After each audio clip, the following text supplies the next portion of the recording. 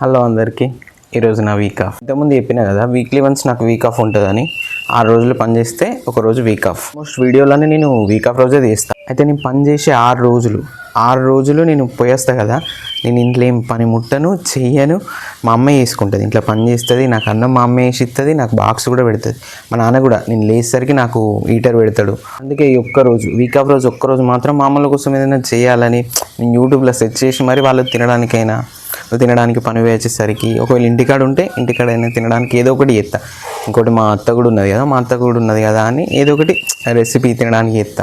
మా అమ్మలు కూడా లేరు. నేను ఒక వీడియో పెట్టినా కదా, మా అమ్మమ్మల ఇంటికి వేరు మా అమ్మలు అని. ఇప్పుడు వస్తారట, ఫోన్ చేసారు.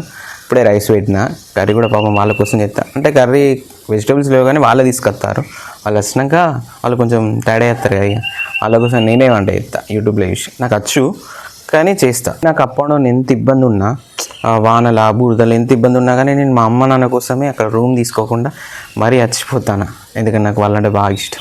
నాకున్న టైంలో నేను ఏది చేసినా, అంటే నేను వీడియోల గురించి అని కదా, కానీ నేను ఏం పని చేసినా నాకు సపోర్ట్ చేసేది వాళ్ళిద్దరే, మా అమ్మ మా నాన్న. అందుకే నేను వాళ్ళ కోసం ఏదైనా చేయడానికి ఆలోచించా. ఏదైనా ఖర్చు విషయంలో కానీ ఏదైనా చేయడానికి చేసేస్తా. నేను వీడియోలో మీతో మాట్లాడుతుంటే మా అమ్మ వాళ్ళు ఇంతనే ఊరిపోయి వచ్చేసారు. అయితే ఇప్పుడు ఇది మన వంట ఛానల్ ఏం కాదు కానీ మా అమ్మల కోసం ఏదైనా ఒకటి చేద్దామని అనుకున్నాను. ఎందుకంటే ఏ రోజు ఇంటికాడ ఉన్నా కదా, మా అమ్మలు వచ్చారు ఆల్రెడీ. అదే నేను వీడియో తీస్తా అంటేనే వచ్చారు అప్పుడే వాళ్ళు.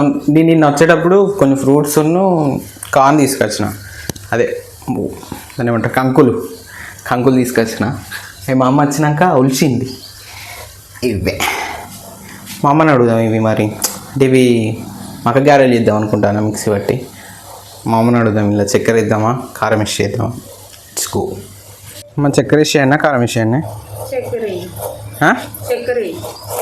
మా అమ్మ చక్కెర వేసి ఏమన్నది, మిక్సీ పడదాం అయ్యి ఫస్ట్.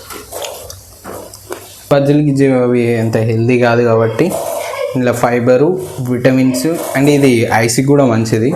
ఫైబర్ ఉంటుంది కాబట్టి డైజెషన్ కూడా మంచిది కాబట్టి ఇది మామూలు కోసం.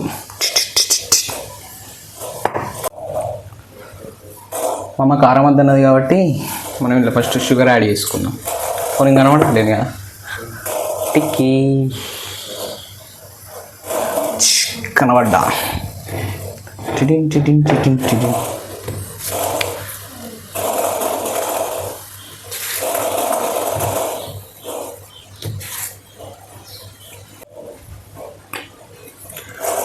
అయితే ఇది ఇప్పుడు షుగర్ వేసిన కదా, కొంచెం అది మిక్స్ అంటే అలా కలిసే వరకు కొంచెం పక్కన పెడదాం. మా అమ్మల దగ్గర పోదాం ఒకసారి.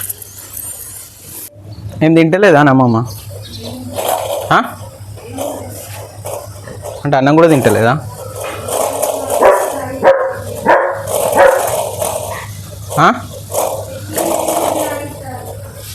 ఇక్కడ మా అమ్మ నన్ను నువ్వు చేసేది వంట అవుతుందో పెట్ట అవుతుందో తినుడవుతుందో పారేసుడు అవుతుందో అంటుంది. ఆయిల్ హీట్ అవుతుంది, తర్వాత మళ్ళీ వేసేద్దాం. నేను నార్మల్గా స్పూన్తో వేద్దాం అనుకున్నానే, మా అమ్మ ఇది ఇచ్చింది ఆకలి వేయమని. ఫస్ట్ నేను ఇంతవరకు ఇది ఎప్పుడు వేయలే కానీ చూస్తాను, ట్రై చేద్దాం. ఇది ఎట్లా వస్తాయేమో, నాకు ఇట్టి చంపుతారు వీళ్ళు.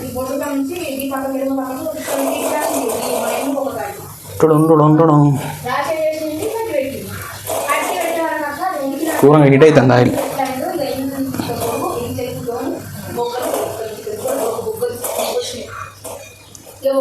ఫస్ట్ ఇది వస్తుందా? వచ్చింది